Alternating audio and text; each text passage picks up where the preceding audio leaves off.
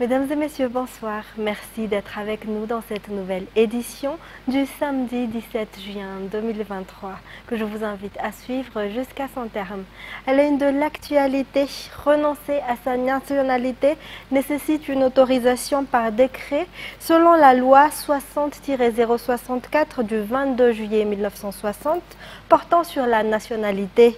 Le ministre de la Justice conseille aux citoyens de bien lire les articles de la Constitution et ne pas se laisser emporter par les déclarations des semeurs de troubles. Les détails. La loi 60-064 du 22 juillet 1960 et modifiée par la loi 2016-038 porte sur la nationalité. Sont incluses dans ces lois l'attribution de la nationalité, la naturalisation, la réintégration, la perte de la nationalité et la déchéance. L'attribution de la nationalité malgache se fait soit par filiation, naissance, adoption, mariage ou naturalisation. Par ailleurs, la réintégration dans la nationalité malgache est accordée par décret après enquête. Concernant la perte de la nationalité malgache, elle est régie par les articles 42, 43, 45 et 55 selon la ministre de la Justice, Rajamanathena Souland-Boulatine. Ces articles mentionnent que si l'intéressé ne veut plus jouir de la nationalité malgache, il devrait effectuer une demande auprès du gouvernement malgache et cette autorisation est accordée par décret. Ainsi, la perte de nationalité est subordonnée à l'autorisation du gouvernement malgache. Le ministre réitère qu'il faut savoir lire la loi. Elle a également appelé l'opinion à ne pas se laisser influencer par les semeurs de troubles. En économie, l'ambassadeur du Japon a effectué un suivi des projets financés par le Japon et en collaboration avec les partenaires réalisés dans les régions Anos et Anhui. Il a pu constater que les travaux effectués ont amélioré la vie des populations de ces régions. Les détails. L'ambassadeur du Japon, Abe Koji, a effectué une tournée dans les régions Anos et Anhui pour voir de près les projets réalisés grâce à leur financement et avec l'appui des partenaires. Il s'agit entre autres de la construction d'un canal d'irrigation de 24 km, de 25 barrages et la construction de routes. Cela avec l'appui de l'OIT. 770 personnes ont pu trouver un emploi à travers ces projets. Il y a également le projet clinique mobile et l'approvisionnement de l'hôpital B, Mbuvumbe, en collaboration avec l'UNFPA et l'association FITI, et la construction et l'approvisionnement des écoles avec l'UNICEF, et enfin la cantine scolaire avec le PAM et l'association FITI. La visite m'a permis de me convaincre encore plus que le système des Nations Unies, dans un esprit de One UN, en collaboration avec les autorités locales et les partenaires, nous contribuons aux priorités nationales et au bien-être des peuples du Sud qui sont affectés par un certain nombre de difficultés. Nous avons eu l'occasion de visiter un certain nombre d'endroits qui sont parmi les plus reculés, que ce soit ici en Boussard, que ce soit en Mbuvumbe ou à Bekili. Ce qui j'ai retenu, c'est qu'on a vu des services de santé, des services de reproduction de la santé, on a vu des services de l'éducation, on a vu des services en appui à l'agriculture, on a vu des services d'école, on a vu des services d'eau, d'accès à l'eau, on a vu des services d'accès aux pistes rurales, on a vu des services d'accès aux cantines scolaires.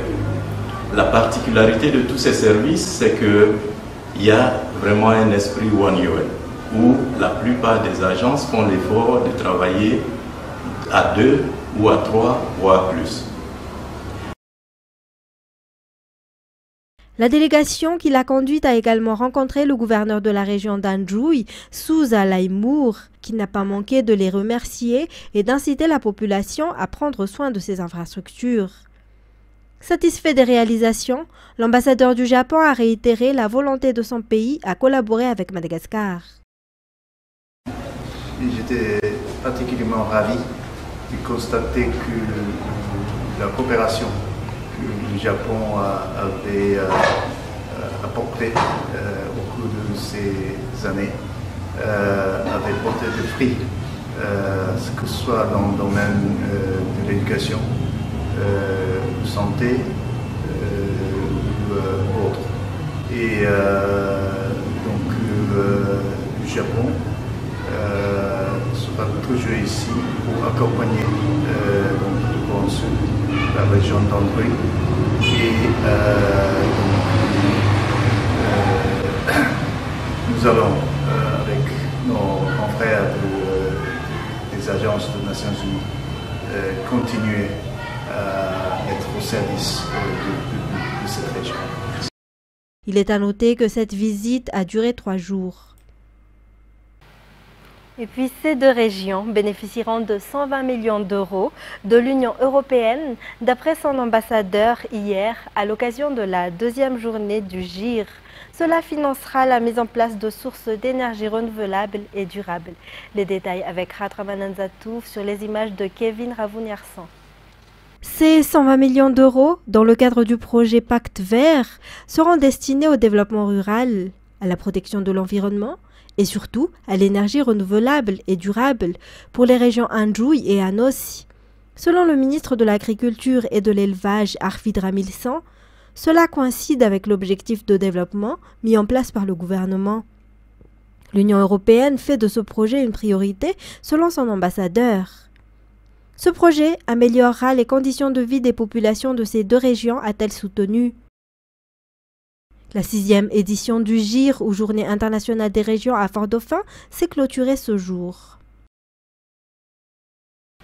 Dans les actualités sociales, nombreux sont ceux qui ont choisi les vêtements personnalisés comme cadeau pour les fêtes des pères. Certaines familles ont préparé un budget spécial à cet effet, si d'autres ont fait avec les moyens du bord. J-1 avant les fêtes des pères, ces deux enfants ont cotisé pour acheter un cadeau pour leur papa. Ils ont choisi un sweat personnalisé car leur père a toujours rêvé d'en avoir, explique-t-il. Cette femme, quant à elle, a choisi d'offrir un t-shirt à son mari. Elle n'a pas spécialement consacré un budget pour cela. Elle a fait avec les moyens du bord car selon elle, c'est le geste qui compte. Bien que la fête des pères est moins populaire que la fête des mères, l'on peut constater que chacun fait le nécessaire pour faire plaisir à papa. Et selon les statistiques, environ 10% des élèves quittent les bancs de l'école à cause de la drogue. Pour éviter cette situation, environ 2000 élèves des lycées publics ont été sensibilisés par la circonscription d'Antananarivo.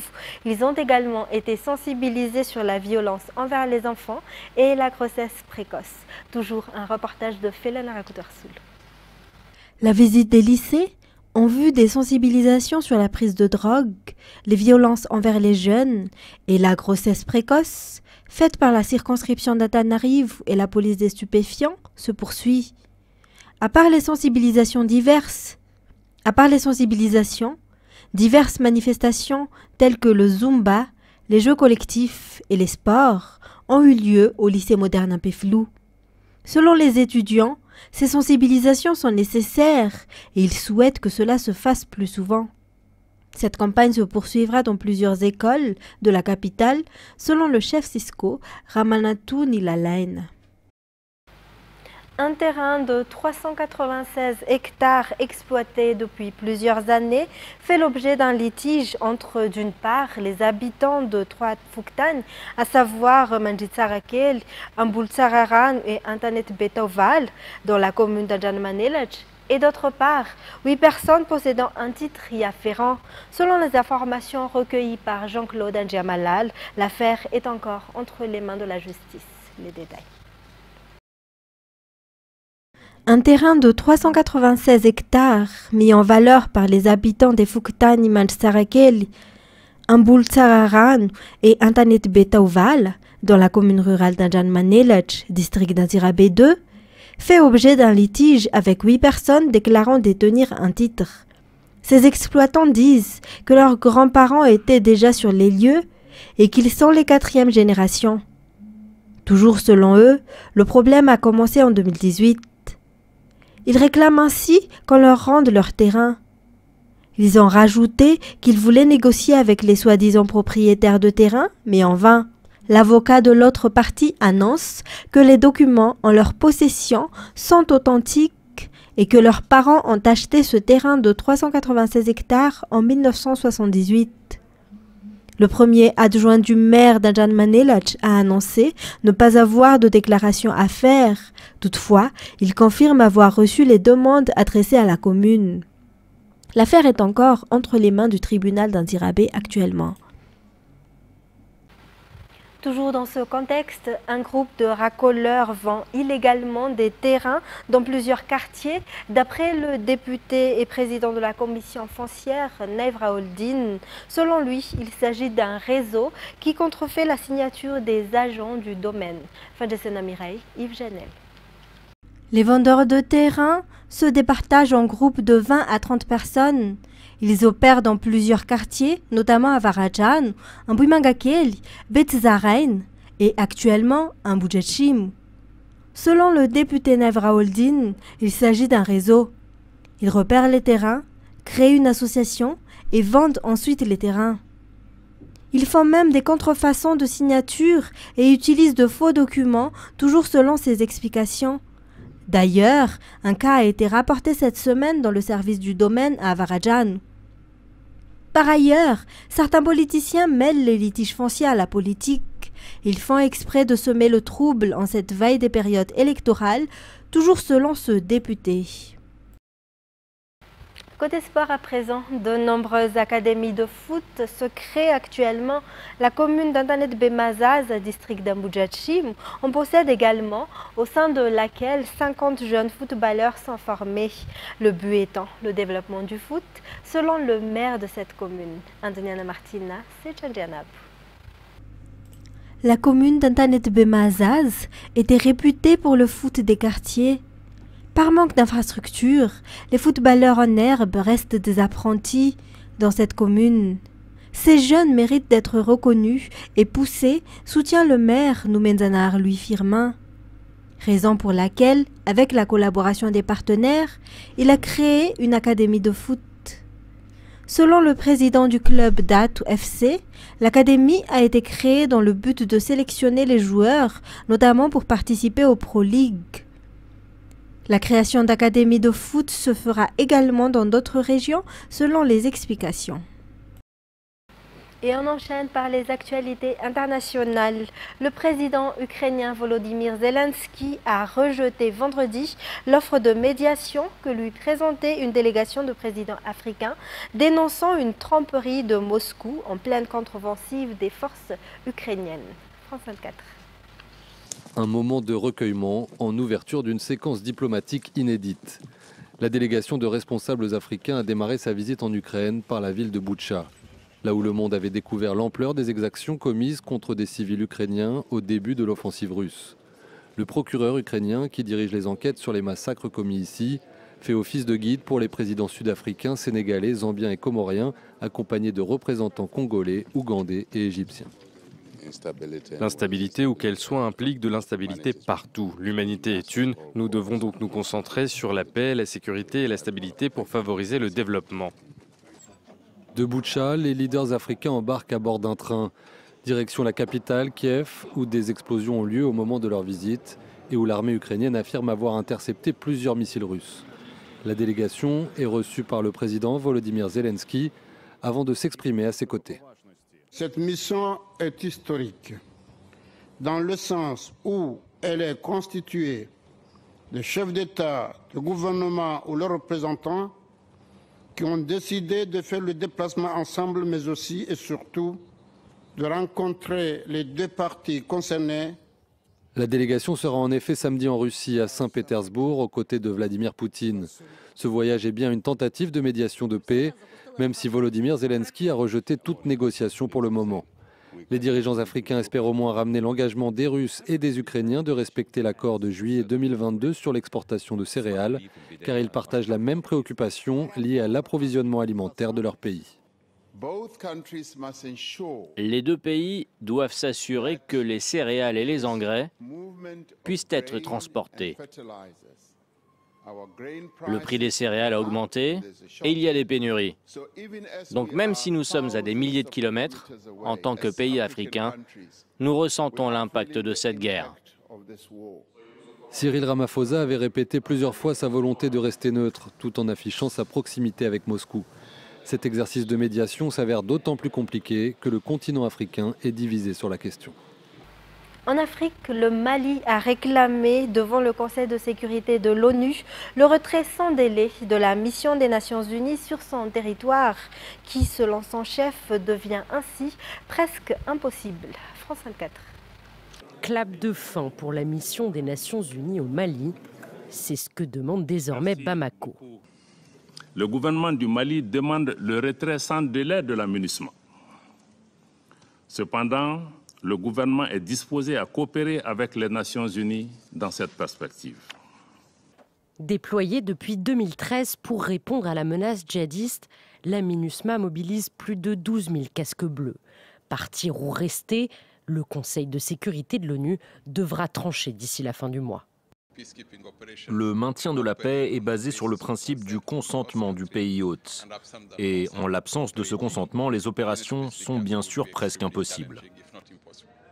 Depuis les coups d'État et l'arrivée au pouvoir de militaires à la tête du pays en 2020, la MINUSMA peine à remplir son mandat. Les entraves de Bamako sont nombreuses, entraînant le retrait de plusieurs pays de la force armée onusienne. La MINUSMA a ainsi perdu 17% de ses effectifs. Au mois de mai, les tensions entre la mission des Nations Unies et Bamako ont atteint leur paroxysme. L'ONU publie un rapport sur l'opération anti-djihadiste de Moura. Pour la première fois, elle y accuse l'armée malienne et des combattants étrangers d'être responsables d'un massacre de 500 personnes. Après le départ de l'opération française Barkhane, de l'européenne Takuba et le retrait du G5 Sahel, le Mali s'éloigne de plus en plus de ses alliés occidentaux, lui préférant le soutien des supplétifs russes de Wagner dans la lutte contre le terrorisme islamique. Pas question de reculer.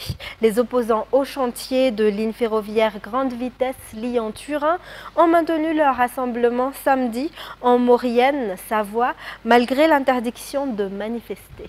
France 24. La vallée de la Maurienne sous très haute surveillance. 2000 membres des forces de l'ordre mobilisés, notamment aux abords des différents accès du chantier du Lyon-Turin. Près de 4000 opposants sont attendus. Et les premiers commencent à arriver. Ils viennent de toute la France, mais aussi de Suisse ou d'Italie. Le Lyon-Turin, un chantier gigantesque avec plus d'1 millier d'ouvriers à l'œuvre 7 jours sur 7 pour creuser des kilomètres de galeries. Une partie a déjà été réalisée, mais le plus gros reste à venir. Ce projet de ligne à grande vitesse doit permettre de relier Lyon à Turin en 2 heures, au lieu de 4 actuellement. Principal ouvrage à construire, un tunnel de 57 km entre la France et l'Italie. Micheline Buisson habite à proximité de l'un des sites du chantier. Elle dénonce des atteintes, selon elle, aux forêts, aux terres agricoles et aux nappes phréatiques, le tout à proximité du très protégé parc de la Vanoise. Alors on a un sanctuaire et puis on tourne le regard et là, là on s'autorise à tout abîmer, comme si la nature avait une frontière, quoi. C'est le mouvement des soulèvements de la terre qui coordonne la manifestation. Les riverains et les associations locales se félicitent de ce soutien et assurent que l'action ne sera pas violente. La majorité des gens qui vont venir ici ont un but bien précis. C'est vraiment pacifique de dénoncer un projet qui est un écocide, mais aussi qui, en quelque sorte, est d'un autre temps. De leur côté, les partisans du Lyon-Turin se sont rassemblés hier.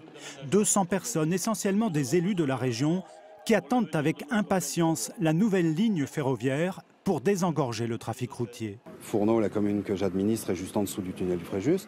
On a à peu près 2000-2500 camions qui passent par jour. Et nous, on n'a pas envie de bouffer du camion encore pendant des siècles.